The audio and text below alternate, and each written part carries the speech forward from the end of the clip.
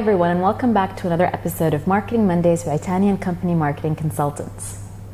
If you've followed me or my consultancy for any period of time, you will know how much I believe in the power of brands and how I believe that any company, no matter the size, should be investing in brand building.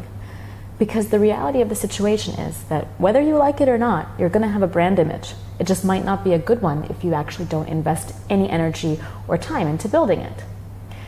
But so companies that come to me and say, okay, well, I've been in business for 10 years, I've developed this reputation, and it's not where I want to be, can I actually change that? Can I shift my client's perception or the market's perception of me? And the answer is yes. And there's a really great live scenario, case of this in the UAE today, and that's with a big supermarket chain, Union Co-op. So for those of you who've been in Union Co-op in Dubai or the UAE for any period of time will know Union Co-op as one of the major retailers in the country, and specifically in Dubai. Now, I moved here about 10 years ago in 2007, or exactly 10 years ago in 2007. Wow, time flies. And when I moved here, I was actually working in consumer goods sales. So I was in the markets, seeing the different retailers all the time. My client was Spinny, so I had a very different experience with the supermarket world as some of my other colleagues did who worked with Union Co-op. And back then, Union Co-op was known as the chain that sold in bulk. It really mostly targeted Emirati families because their families, immediate and extended, are much larger, and it had very good prices. So there was no investment in the image of the supermarket, there was no investment in the interiors. It was just a very basic hypermarket that had great prices and bulk products. It wasn't one that was really on the radar for expats, especially as well because the places that the Union Co-ops were found were much more central for the Emirati community, much more based in the communities where that demographic lives. So I actually hadn't been back to Union Co-op in years. And recently, my sister-in-law told me that she does her shopping there. And I was a bit taken aback because they're a small family of just 2 people. And I was surprised that she would be shopping at a chain that was mostly dedicated for bulk buying and large families. So I thought, okay, let me check it out. Let me see what's appealed to her because she was raving about it.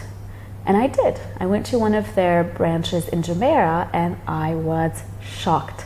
It is not the same store that I remember, and it is actually a dream retail experience now. So how did Union Co-op shift from being a very value-driven basic supermarket experience to a premium experience that now rivals the likes of Spinneys and Waitrose? Did they spend a lot on PR? No. Have they been doing a lot of advertising? Not really, and even the style of advertising hasn't actually changed very much. They did something that any marketer will cheer. They worked on the 7 P's of marketing. And if you don't know what that means, check our episode from 2 weeks ago about the 7 P's of marketing. So in this video, I'm going to focus on 4 of the P's that they worked on. And if you want to see the rest, you can check out our blog at itaniandcompany.com/blog, where I'll be talking about the other 3 and how Union Co-op worked on those. Now, all of these positive observations and changes in strategy are things that I've observed as a marketer from the outside and not information that I've received from the inside. So let's talk about 4 of the P's that Union Co-op targeted and how they did that. Number 1, which is of course the most important, product. Union Co-op used to focus on bulk buying regional brands or global brands that are very, very mass and very, very popular. So they had all the basics of things you need, your Ariels, your Tides, your Pantenes, etc. But if you were looking for gourmet products or if you were looking for imports, Union Co-op wasn't the place you'd go. However, that's all changed, and now the retailer boasts huge gourmet food selection, imported products from all over the world. They even have a corner of the supermarket that's dedicated to Italian imports, which is amazing if you like Italian food. That shift alone has overcome a lot of the issues that people had shopping at Union Co-op. When you'd go, you could find your basics that you were looking for, but you couldn't find anything a little bit more advanced or anything imported from your own country, or something that would help you cook a really fine dining-esque meal. That's all changed, and you can find products in Union Co-op that you actually can't find anywhere else too, which is fantastic.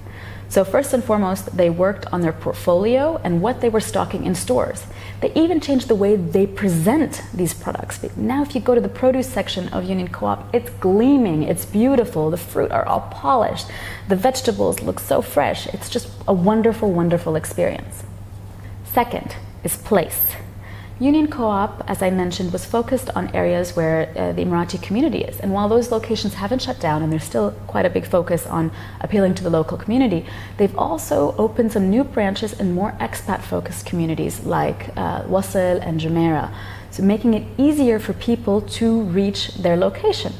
This in itself has made Union Co-op a great neighborhood hypermarket for a lot of people and has made it, for me at least, my '1 choice every weekend when I'm shopping too, because it's become easy for me to get there. So the third P in this case is really important, and that's price. Union Co-op's always been a place to get a good deal, and they haven't lost that. So while they've worked a lot to improve the shopper experience and raise the level of the shopper experience, they haven't raised all their prices at the same time. So maybe some of the gourmet products might be more expensive than what you're used to at Union Co-op. It's still a place where you can get a bargain and you can get prices better than any other retailer sometimes on certain products. That's very important. Union Co-op is still a value-driven brand with a super shopper experience. So the fourth P is promotion. And promotion, like we said in the last episode about the 7 Ps, includes communication, PR, etc. Anything you do to communicate about your brand. Now, has Union Co-op taken out big billboards on Sheikh Zayed Road? Have they been doing incessant radio campaigns? No. They have done a couple of things in store which are nice touches. They'll give you recipes to use with their products. They'll do a couple touches that are kind of cute and a value add for the shoppers. But one big shift in their promotions that I've seen is that there had been a significant reduction in the amount of promotion for individual brands that they stock. It used to be that in Union Co-op you would often see big amounts of promotional material like roll-ups, flyers, flags, etc. for the brands that they stocked, whether it's food brands or non-food brands. Whenever a company launches a new product, they could do a big hoorah in store at Union Co-op. That's no longer there, and that's been, from my perspective, an intentional shift in which they're reducing the promotion for individual brands to improve the shopper experience overall at Union Co-op. So those are 4 of the marketing Ps that Union Co-op has tackled from my perspective as a marketer to shift the brand perception. If you'd like to read about how they manage the other 3 Ps to change this perception, you can head to our blog at itaniandcompany.com/blog to read more. If there's anything that was confusing for you or you'd like more information on, or any feedback you'd like to give us, you can leave us a comment on YouTube, on our blog, on any of our social pages, drop us an email, send us a pigeon, whatever. Just get in touch. We love to hear from you, and we love to clarify or help our audience in any way we can.